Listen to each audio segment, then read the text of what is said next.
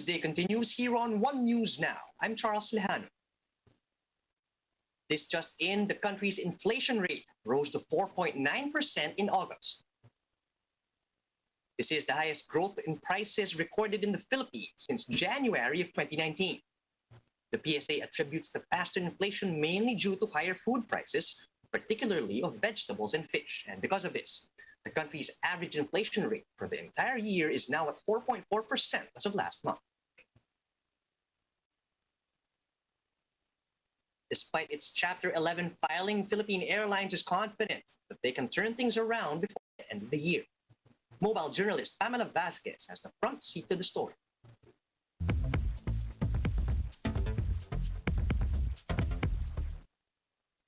Philippine Airlines Chapter 11 proceedings in the U.S. are ongoing, but already the airline's executives said they're confident they can exit bankruptcy before 2021 is up. The executive spoke to us from New York, where they will face a judge later this week and defend their proposal. So once we exit before the end of the year, we're done. We will have a lighter balance sheet, we will have new capital, and our cost structure will be a lot lighter. So we will be done before the end of the year. Its goal is to get out of some $2 billion in borrowings that it's unable to pay off. PAL does not expect to cut any more jobs beyond the 2,300 that was announced back in March. But it will have to return some 22 aircraft and let go of some long-haul routes. We will end up with 70 or 70 aircraft, and 70 aircraft of the 22 aircraft that were returned, a good number of them were wide bodies, Airbuses and Boeings, and a few narrow bodies and one or two turboprops. Analysts approve of the flag carrier's plan, saying it will ensure the survival of both the airline and the Philippine aviation industry. And I think once this gets implemented, it's going to signal to the world that the aviation industry of the Philippines is able to bounce back. This is going to be a good template for distressed firms. Still, PAL doesn't expect to see pre-pandemic travel volumes again until 2024 at the earliest. We don't foresee demand coming back to pre-pandemic levels until 2024, 2025. And at that point in time, we don't believe we will be at what our size was, so more than 3 billion in revenue. The airline stresses that nothing will change for customers, and all tickets, travel vouchers, and Mabuhay Miles benefits will continue to be honored. I am Pamela Vasquez, and we are One News. In the restaurant industry, owners have had to pivot to takeout and delivery services, while some had to innovate amid the heavy impact of quarantine restrictions. Dale De Vera with a story. With varying degrees of restrictions in the country, several restaurants have been heavily battered by the pandemic. Many have been forced to adapt, like this pizza house. They have started to create what they call as a delivery and takeout store to keep staff employed while reaching more customers. Madaling puntahan ng mga customers natin yung stores para sa mga takeout customer. At the same time, para din sa mga delivery naman, yung kahit gabi na, pwede pa tayong magpa-deliver. Some resorted to joining a cloud kitchen or shared kitchens built to prepare food for delivery. This digital shift is a necessary step, says George Wineke, president of the Association of Filipino Franchisers.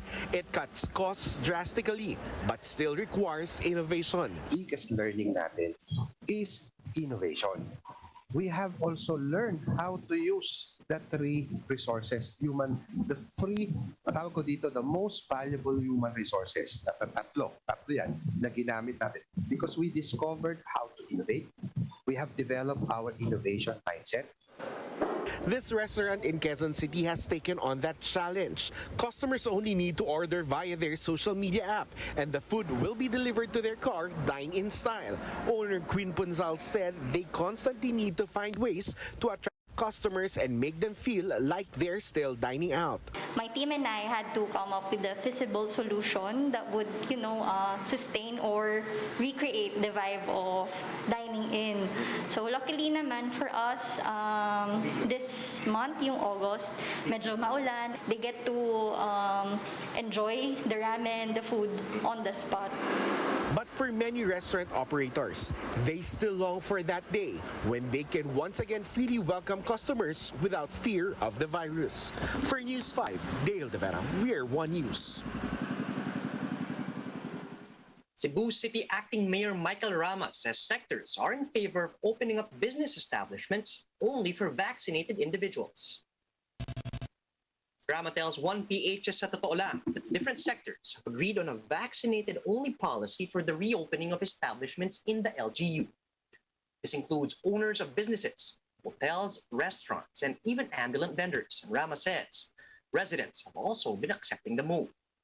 Cebu City is set to shift to general community quarantine starting tomorrow from being under the stricter MECQ. And Rama says the vaccinated-only policy for establishments will also cover those who are only partially vaccinated or those who have yet to receive their second. Huwag na natin i-emphasize kung double dose, mabuti, pinaka-importante kahit first dose. Yeah, Kasi pag nag-first dose ka, wala ka ng choice. Kundi You will mag-second. definitely be looking forward to the second dose.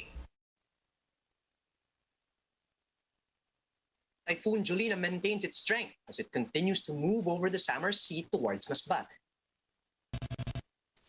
The typhoon was last spotted by Pag-asa at 7 a.m. over the coastal waters of Almagro, Samar.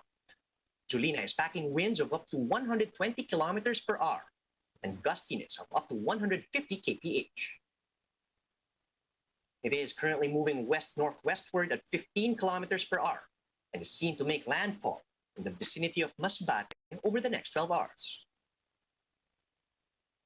Tropical cyclone wind signal number 3 is currently raised over the northern and eastern portions of Masbate, including the Ticao and Boyas Islands, as well as the extreme western portion of northern Samar, the northern portion of Biliran, and the northwestern portion of Samar. Meanwhile, the areas flashed on your screens are currently under signal number 2.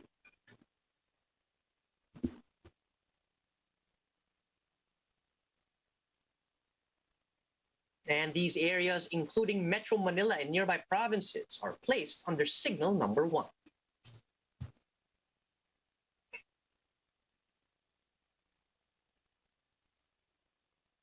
Here's a quick look at some of today's headlines. The Health Department recorded another all-time high in new COVID-19 infections at 22,415. The DOH says interventions must be done to dodge the worst-case scenario, new cases hitting an average of 43,000 per day. And the showbiz industry mourns the passing of celebrated photographer to the stars, Raymond Isaac. And those are the top stories at this hour. Join us again later at 12 noon as we continue to monitor the day's biggest stories. You can also catch One News on the Signal Play app. Register for a free account at www.signalplay.com so you can stream One News live anytime, anywhere. I'm Charles Lejano. Mask on, wash hands, and stay safe, Philippines. We are One News.